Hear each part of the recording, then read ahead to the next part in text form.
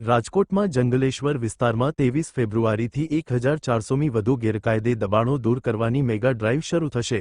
પ્રથમ ફેઝમાં 15 મીટરનો ટીપી રોડ થશે ખુલ્લો। મનપા અને પોલીસ કાફલા સાથે 15 મીટરના રોડ પર ખડકાયેલા દબાણો પર તંત્રનું બુલડોઝર ફરી વળશે। વોટર વર્કસ અને અન્ય વિભાગોએ સ્થળ પર જઈને અસરગ્રસ્તોને સમજાવ્યા અને કપાતમાં આવતા મકાન દુકાનો પર ચિહ્નો અંકિત કર્યા। સુરક્ષાને ધ્યાને રાખીને જંગલેશ્વર વિસ્તારમાં આજથી જ ખાસ કંટ્રોલ રૂમ કાર્યરત કરી દેવામાં આવ્યો છે। અહેવાલ સંજય પોપટ। આજે કાંઠા વિસ્તારમાં આવેલા જે નદીના પટના દબાણો છે, એવા દબાણો ઉપરાંત જે અમારા ટીપીનો રોડ છે ત્યાં એ રોડ પરના દબાણો એ 23 તારીખથી રાજકોટ મહાનગરપાલિકા દ્વારા ડિમોલિશનની કામગીરી હાથ ધરવામાં આવનાર છે। તેની માટે આજથી જ અમારી ટીમો ત્યાં નાગરિકોને વ્યવસ્થિત સમજાવી અને એમના દબાણો હટાવે એ પણ પ્રક્રિયા શરૂ થઈ ગઈ છે। આપને જણાવીએ કે એની માટે જે અન્ય ખાતાઓ સાથે જે અમારે ટાઈપ સરકારના વિભાગો સાથે કરવું પડે, જેમ કે પીજીવીસીએલ છે, તો પીજીવીસીએલથી એમના લાઇટનું આખું ઇન્ફ્રાસ્ટ્રક્ચર હટાવવાનું થાય, તો એ પણ અમારા તરફથી ટાઈપ થઈ ગયું છે। અન્ય અમારા મશીનરી પણ એ રીતે અમે મોબિલાઇઝ કરવાનું શરૂ કરી દીધું છે।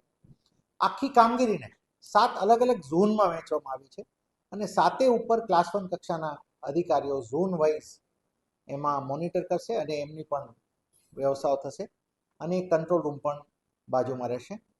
આપણે જણાવીએ કે લગભગ 1400થી વધારે મકાનો અંદાજિત આ બધું ફર્સ્ટ ફેઝ ઓફ ડિમોલિશનમાં આની અંદર આવશે।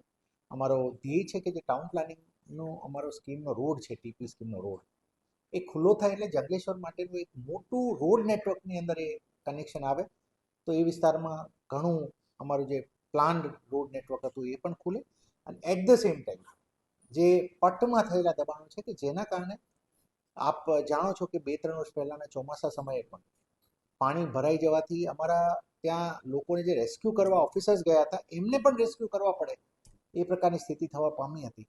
એટલે પટના વિસ્તારોમાં કોઈ ભવિષ્યમાં પણ પૂરના એના પ્રશ્નો ના થાય તેની માટે પણ આ એક બહુ પ્રિવેન્ટિવલી જોઈને ડિમોલિશન થઈ રહ્યું છે। નહીં, આ પહેલાં છે ને ખૂબ તમામ ચર્ચાઓમાં થઈ છે। અમારા લેવલે નોટિસીસ પણ અપાયેલી, પછી એના પ્રોસિડિંગ્સ પણ થયેલા અને અંતે એ થયું હતું કે સરકારની સ્કીમ પ્રમાણે જેમને પણ એકોમોડેટ કરી શકાતા હોય તેમને એકોમોડેટ કરવામાં આવે અને જે તે સમયે એ બધા આ પ્રોસેસ થયેલી છે।